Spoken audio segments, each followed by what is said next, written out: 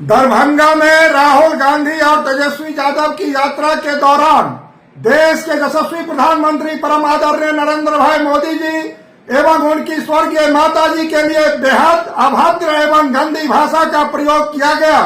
इसकी जितनी निंदा की जाए वह कम होगी। आज तक के भारतीय राजनीति के इतिहास में इस तरह की नीचता कभी नहीं देखी गई। पहले बिहार के लोगों को अपमान करने वाले स्टालिन और रेवंत रेड्डी जैसे नेताओं को अपने यात्रा में बुलाकर बिहार वासियों को अपमानित कराया गया। अब प्रधानमंत्री जी और उनकी स्वर्गीय माता जी को गाड़ी दिलवा करके ऐसी गलती की है जो माफी योग्य नहीं है।